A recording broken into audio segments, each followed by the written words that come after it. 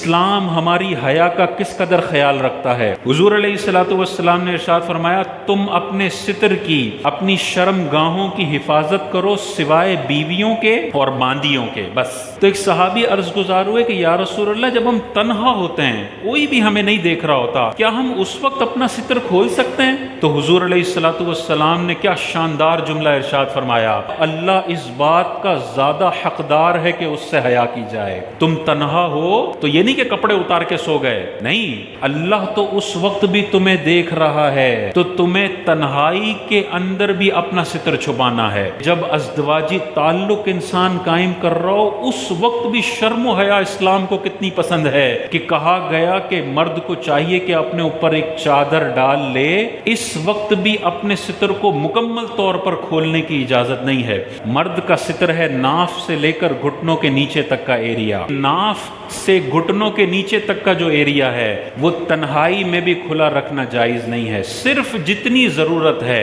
غسل خانے میں غسل کے لیے جاتے ہیں، استنجا کے لیے جاتے ہیں، بس جتنی ضرورت ہے اتنی دیر، یہ نہیں کہ ضرورت 10 منٹ کی تھی اور موصوف اندر موبائل لے کر گئے ہوئے ہیں اور 25 منٹ میں اندر برہنہ ہو کے موبائل استعمال کر رہے ہیں۔ یہ ستر بلا ضرورت کھولا جا رہا ہے اور یہ اللہ تبارک و تعالیٰ سے بندہ حیا کرنے والا نہیں ہے کہ حضور نے ارشاد فرمایا لعن اللہ الناظر والمنظور الیہ، جو ستر کھولتا ہے اللہ تعالیٰ اس پر بھی لعنت فرماتا ہے اور اس کھلے ہوئے ستر کو دیکھنے والے بندے پر بھی اللہ کی لعنت پڑتی ہے۔ بعض لوگوں کی عادت ہوتی ہے گھر میں قمیض اتار کے ہی حضرت گھوم رہے ہیں، بیٹیاں بھی ہیں بیٹے بھی ہیں، لیکن ابا جی کی عادت ہے جیسے گھر میں انٹر کرتے ہیں قمیض اتار دیتے ہیں۔ اب اس میں بازو کا شلوار ناف سے تھوڑی نیچے ہوتی ہے، نیچے کا ایریا نظر آ رہا ہوتا ہے، یہ تو حرام ہے۔ جتنی دیر یہ گھر میں حضرت ٹہل رہے ہیں یہ حرام کام کر رہے ہیں، اور اگر ناف تک چھپا ہوا بھی ہے تب بھی بلا ضرورت یہ اوپر کا ایریا کھولنا مناسب نہیں ہے۔ انسان بڑا عجیب سا لگتا ہے آدھا ننگا ہو کے،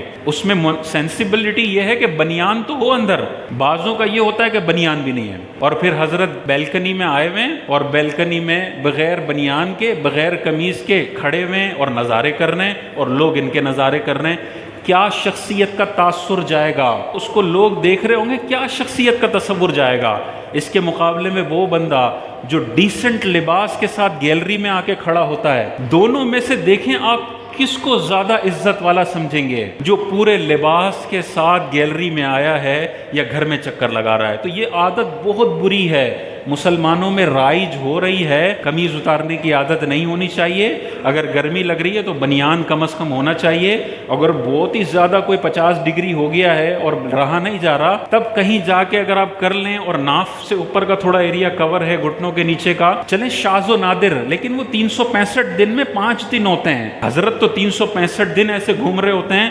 مناسب نہیں ہے۔ بچوں پہ بھی برا اثر پڑتا ہے، ننگ پن آتا ہے گھر کے اندر، بچیوں پر بھی برا اثر پڑتا ہے اور ایک گھر کے اندر عجیب و غریب ماحول ہوتا ہے۔